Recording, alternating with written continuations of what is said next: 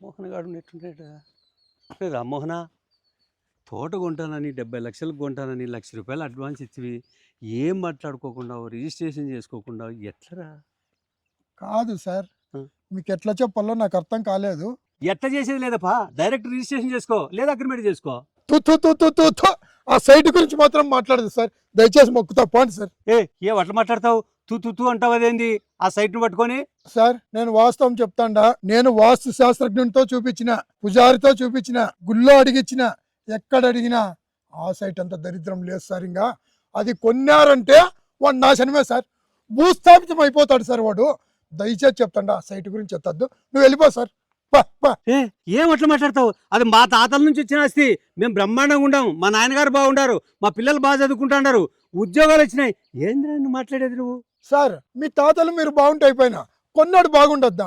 దయచేసి నీ సైట్ వద్దేమొద్దు, మీరు పోండి సార్. ఫస్ట్ ₹1,00,000 టోకెన్ ఇచ్చినావు, ఖచ్చితంగా నువ్వు కొనుక్కొని తీరాల్సిందే.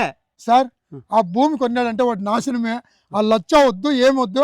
ఆ లచ్చ తీసుకొని మంచి సెల్ ఫోన్ తీసుకొని ఎంజాయ్ చేసుకోపో. దయచేసి భూమి గురించి మాత్రం మాట్లాడొద్దు.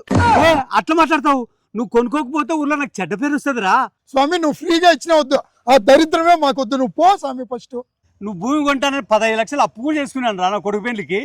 ఎట్లా గట్లా కొనుక్కోరా. నాకేం సంబంధము? నాకు ఆ ₹1,00,000 వద్దు, ఆ 1,00,000 నువ్వే పెట్టుకో, ఎంజాయ్ చేసుకో, పండుగ చేసుకో, పో పో. రమోనా రమోనా. అమ్మయ్యా, రామ్మోహన్ గారు మొత్తానికి అయిపోయిన దెబ్బ కొట్టినాడు. ఇప్పుడు మనమే రేటు తగ్గించి కొనుక్కోవచ్చు. ఈ రామ్మోహన్ గారి తెలివి అబ్బా, ముందే చెప్పిన నాకు ఈ ప్లాన్. ఏంది వీడి ఇట్లా తిరుక్కుండా వీని నమ్ముకొని 15 లక్షలు అప్పు చేసుకుంటే ₹1,00,000 కూడా వద్దంటాడు వీడేంది? అర్థమే కాలే. సార్ నమస్తే, రమేష్ సార్ బాగున్నారా? బాగున్నారే. ఏం బాగులే. ఏమైంది సార్, ఏం డల్గా ఉన్నారు, ఏం బాధగా ఉన్నారు? ఏం చెప్పలేరు ఊరికెందుకు. ఏమైంది? మనోడు రామ్మోహన్ ఉన్నాడు కదా, మన భూమి ఉంది కదా, ఆ భూమి కొంటానని ₹1,00,000 నాకు అడ్వాన్స్ ఇచ్చినాడు. 70 లక్షలకు మేరం దిగింది. 70 లక్షలకు అమ్ముతానని చెప్పినారు ఊర్లో అందరూ అనుకుంటున్నారు. ఇప్పుడు వాడు ఏందో వాస్తు బాగాలేదు. ఏంది వాస్తు బాగాలేదంటున్నా? ఏది వాడు చాలా వద్దండు, అందరికి చూపించింటాడు, కరెక్ట్ కనుక్కుంటాడు. వాడు వద్దన్నాడా?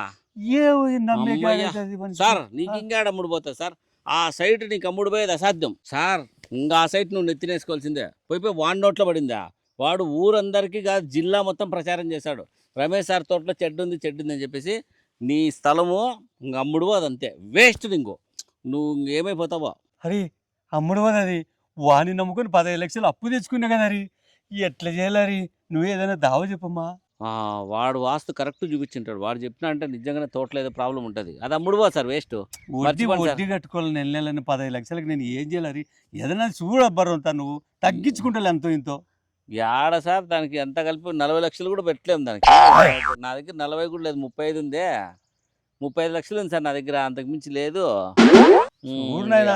వద్దులేండి సార్, ఆ 35 లక్షలకు నష్టానికి ఎందుకు అమ్ముకుంటారు? కానీ ఇదిగో నువ్వే అట్లా పెట్టుకో, లేదంటే వేరే వాళ్ళు ఎవరైనా దొరుకుతారని చూడు. ఎట్లా 15 లక్షలకు వడ్డీ ఎంత అవుతుంది? నువ్వే చెప్పు. నెలకు 30,000 అవుతుంది. అట్లా కాదు, సర్లే నీకోసం పెద్దనా నువ్వు అడుక్కుంటాను కాబట్టి 35 లక్షలకు లాస్టింగ్ 35 లక్షలు కొనుక్కుందాము.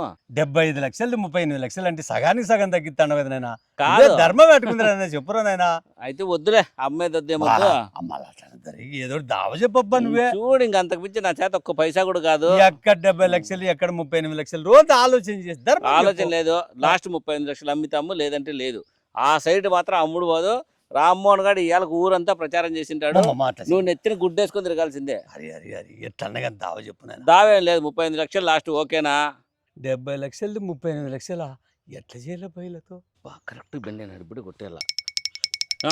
ఇదిగో అన్న రమేష్ అన్న, ఇదిగో ₹1,00,000 నీకు ఫోన్పే కొట్టినాను. రేపు పొద్దున్న రిజిస్టర్ ఆఫీస్ కాడికి వచ్చేసి మిగతా 35 లక్షలు ఇచ్చేసి రిజిస్ట్రేషన్ చేసుకుంటా సరేనా? అది కాదరి 38 లక్షలు అంటారు, ఆలోచించుకోరి. ఊరుకోండి చాలుగానే, ₹1,00,000 టోకెన్ కొట్టినా ఏం తమాషా 35 లక్షలకే? నువ్వు ఇట్లా మాట తప్పినా అంటే బాగుండదు చెప్తానా? చెప్పలేదు. పొద్దున్న రిజిస్టర్ ఆఫీస్ కాడికి వస్తే నీకు రిజిస్ట్రేషన్ చేస్తా, లేదంటే ఆ నెత్తిన వేసుకొని పోతా చెప్తానా?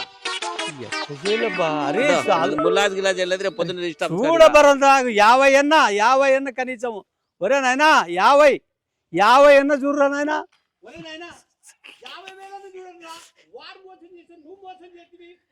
లే రమ్మోహన అయ్యో బుక్ అయినాడు. లే హరి ఏమైరా 38 లక్షలకు బేరం కుదిర్చినారా? 38 లే 32 లక్షలకి సెట్ చేయకూడదారా? లే 38 లక్షలు చాలులే బాయ్, మళ్ళీ నువ్వు 32 లక్షలకైనా కూర్చోవు గబ్బు నా కొడక. నీ ఇష్టం లేరా ఇంకా. సర్లే బాయ్, ఆడ కొట్టుకుంటా ఆడ వినపడుతుంది నీకు బ్యాక్గ్రౌండ్లో. ఎత్తిపోయింది సీను. మామూలే కొట్టుకుంటారు. Okay okay